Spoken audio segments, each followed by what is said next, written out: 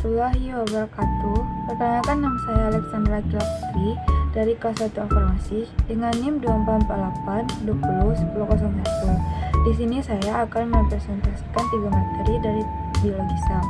Yang pertama, teori sel, yang kedua, organosel, yang ketiga, siklus sel. Nah, yang pertama saya akan membacakan tentang teori sel. Teori sel adalah teori ilmiah yang menyatakan bahwa semua organisme hidup tersusun dari sel. Teori ini menjelaskan bahwa sel merupakan unit kehidupan dan semua kehidupan berasal dari kehidupan yang sudah ada sebelumnya. Sel adalah unit terkecil yang menyusun makhluk hidup dan menjalankan fungsi kehidupan. Sel merupakan komponen dasar yang membentuk tubuh manusia. Nah, selanjutnya pengantar teori sel. 1. Sel memegang peranan penting dalam aktivitas fisiologis karena menghasilkan enzim dan metabolit. 2. Sel juga memiliki asam nukleat yang berperan dalam sintesis protein dan hereditasi. 3. Aktivitas respirasi, fotosintesis, dan metabolisme dilakukan oleh sel. Berikutnya sel bakteri, yaitu 1. Kapsul berupa lapisan mukus berkaitan dengan sifat fotogenitas. 2. Flagel atau tricha. 3. Pili atau fimbriae berupa benang halus pada garam negatif. 4. Dinding sel di antara kapsul dan sitoplasma. 5. Bentuk sel tetap. 6. Tidak memiliki vakuola. Kemudian bentuk sel, yaitu uniseluler, multiseluler, batang atau basil, bulat atau cocos, memiliki badan buah atau mushroom, Diplococcus sarcina, Streptococcus, Staphylococcus, dan spiral atau koma. Selanjutnya ukuran sel. 1. Ukuran sel sangat kecil. 2. Diperlukan mikroskop monokuler, binokuler, elektron atau inverter dengan pembasaran 1 kali atau lebih. 3. Panjang atau lebar sel dapat diukur dengan mikrometer okuler yang telah dikalibrasi dengan mikrometer objektif. Selanjutnya klarifikasinya. Sel eukariot dan sel prokariot ditentukan berdasarkan ada tidaknya membran inti dan cara sel menggunakan energi atau autotrof dan heterotrof. Berikutnya sel eukariot dan sel prokariot. Nah, sel eukariot itu 1. Sel yang memiliki membran inti. 2. Pada sel hewan, tumbuhan, dan manusia. 3. Sel berukuran 1-100 UN dan lebih kompleks. 4. Multiseluler atau uniseluler. 5. Organel kompleks dan terbungkus membran. 6. Struktur DNA lurus dan sangat panjang membentuk spiral banda pada inti sel. Selanjutnya sel prokariot, yaitu kromosom tidak mengandung atom, tidak memiliki nukleus, materi genetik berada di sitoplasma, tidak terjadi peleburan gamet, terjadi pembentukan diploid sebagian dengan transfer DNA searah, sistem respirasi secara difusi, contoh gagang hijau, biru, dan bakteri. Perkembangan teori sel. 1. Aristoteles Paracelsus, yaitu hewan dan tumbuhan yang sangat rumit terdiri atas beberapa unsur yang selalu terulang dan tergabung dalam tiap tubuh makhluk hidup. 2. Robert Hooke, yaitu ruang kosong seperti lubang kecil pada sepotong gabus yang diamati dengan lensa pembesar disebut sel. 3. Albert Kolliker, pada tahun 1858, sperma dan ovum adalah unsur histologis. 4. Virchow, pada tahun 1858, satu sel berasal dari sel yang lain atau mampu membelah. Proses patologis berasal dari sel. Selanjutnya organesel. Yang dimaksud dengan organesel adalah sel terkecil yang ada di dalam sel tumbuhan dan berfungsi untuk menjalankan proses kehidupan sel. Organesel tumbuhan memiliki berbagai bentuk, ukuran, dan fungsi. Struktur sel, inti sel atau nukleus, komponen dasar dan tetap, yaitu 1. Tempat kromosom dan biosintesis komponen di dalam sel. 2. Pusat reaksi, kontrol aktivitas, dan reproduksi sel, penentu pola aktivitas atau fungsi dan kerja. Memiliki nukleoplasma atau karyolimpe kental dan nukleus lebih padat yang tidak terbungkus membran. 3. Mengandung DNA dan tempat dan sintesis RNA pada sintesis protein. Selanjutnya protoplasma. Granula adalah organel dan infusio untuk fungsi metabolisme sel. Di antara organel dan infusio terdapat matriks dan sitoplasma yang terdiri dari molekul protein berupa makromolekul, komponen lainnya, karbohidrat, lipid, vitamin, enzim, dan bahan organik. Bahan tersebut menyebabkan sitoplasma berbentuk bahan setengah cair dengan derajat kekentalan tertentu atau pada derajat sel dan gel. Nah, berikutnya mitokondria, yaitu 1. Tempat oksidasi substrat, sintesis ATP, dan tempat awal sintesis urea. Sekresi enzim misalnya sitokrom oksidasi dan ATPase. 2. Bentuk bulat memanjang atau kapsul dengan berbagai ukuran. 3. Jumlah tergantung kondisi dan jenis sel. 4. Membran dalam berbentuk kristal.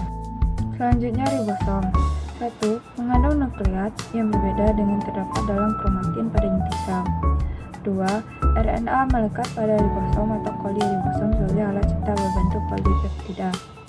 3. Dapat melekat pada organel sel yang membran. 4. Terdapat juga pada sitosol. Berikutnya mesosom. RE pada sel jamur. Pada sel prokariota berupa pelipatan membran sitoplasma untuk memperluas permukaan dalam. Diperkirakan berfungsi dalam pembentukan dinding sel dan dalam pembelahan sel. Selanjutnya retikulum endoplasma atau RE. Bentukan membran yang sangat berlipat membatasi suatu ruangan yang disebut lumen. Antara lumen RE dengan sitosol hanya dipisahkan oleh selapis membran, sehingga memudahkan terjadinya pertukaran zat antara lumen RE dengan sitosol. Pada RE, permukaan luar membrannya banyak ditempeli oleh ribosom. Hasil sekresi dari ribosom pada RE akan dibawa ke dalam aparatus Golgi. Selanjutnya kloroplas. 1. Kloroplas sebagai tempat fotosintesis. 2. Kloroplas tidak warna yaitu kromatofora atau klorofil hijau, dan kromoplas yaitu xanthofil atau kuning, antosianin atau orange. 3. Plastida tidak berwarna yaitu leukoamiloplas atau pati, helioplas atau lemak proteinoplast. Kemudian lisosom, yaitu 1. Organel yang memiliki enzim hidrolise. 2. Diameter 250 sampai 270 m. 3. Berbentuk bulat atau valve dan jumlahnya tidak menentu. 4. Berisi partikel kecil berukuran 55 sampai 80 A. 5. Lisosom primer masuk berasal dari aparatus Golgi. 6. Sitolisosom meluncur bahan sel yang sudah tidak terpakai. Selanjutnya sitoskeleton. Ada 2, yaitu 1. Kerangka sel memberi bentuk pada sel, mengatur dan menimbulkan gerakan sitoplasmik yang berurutan dan berkaitan, serta membentuk jaring-jaring kerja yang membantu mengatur reaksi-reaksi enzimatis. 2. Terdapat 4 macam filamen penyusun sel. Salah satunya filamen pertama, sangat halus, membentuk jejala trimatra. Jejala ini disebut jejala mikrotrobekula. Selanjutnya organel lain, yaitu 1.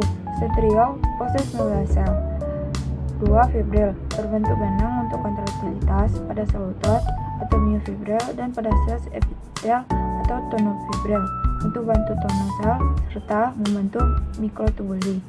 3. Mikropodies, sekresi enzim peroksidase dan berkaitan dengan klorofil pada mitokondria atau peroksisom. Terdapat pada sel endosperm, pada biji kayu-minyak atau glioksisom. 4. Tonoplas, membran vakuola. Selanjutnya pendahuluan. 1. Setiap organisme baik uniseluler maupun multiseluler berasal dari hasil pembelahan sel. 2. Siklus sel adalah rangkaian kejadian turut yang terjadi dalam sel yang menyebabkan pembelahan menjadi 2 sel. 3. Proses ini penting untuk pertumbuhan, perkembangan, perbaikan jaringan, dan reproduksi. Selanjutnya siklus sel prokariotik. Siklus sel prokariotik, terutama pada bakteri, umumnya menyebabkan proses yang disebut pembelahan biner. Adapun tahapannya: 1. Ada replika DNA, yaitu DNA bakteri yang berbentuk sirkular direplikasi dimulai dari titik awal replikasi atau origin of replication. 2. Pertumbuhan sel. Sel memanjang dan salinan DNA yang berlawanan. 3. Pembentukan spektrum, yaitu dinding sel baru atau septum mulai terbentuk di tengah sel. 4. Sitokinesis, yaitu septum memisahkan sel menjadi 2 sel anak yang identik. Selanjutnya siklus sel eukariotik ada 2 fase utama. 1.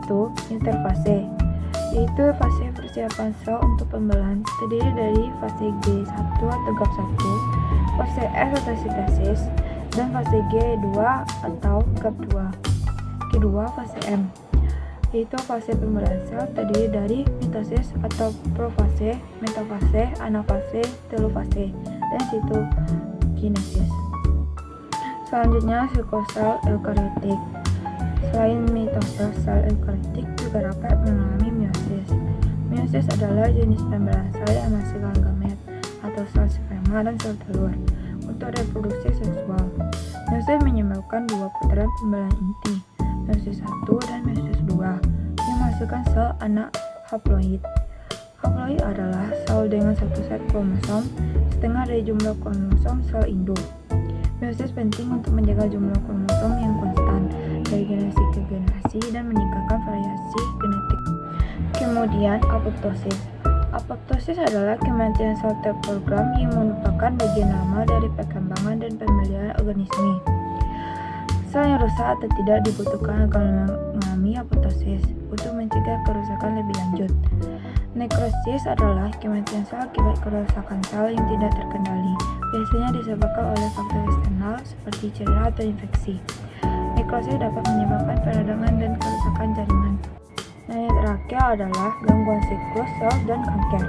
Yaitu 1. Gangguan pada siklus sel dapat menyebabkan pertumbuhan sel yang tidak terkendali, yang dapat menyebabkan kanker. 2. Sel kanker mengabaikan sinyal regulasi normal dan membelah secara berlebihan, berbentuk tumor. Sekian dari presentasi saya. Terima kasih. Assalamualaikum warahmatullahi wabarakatuh.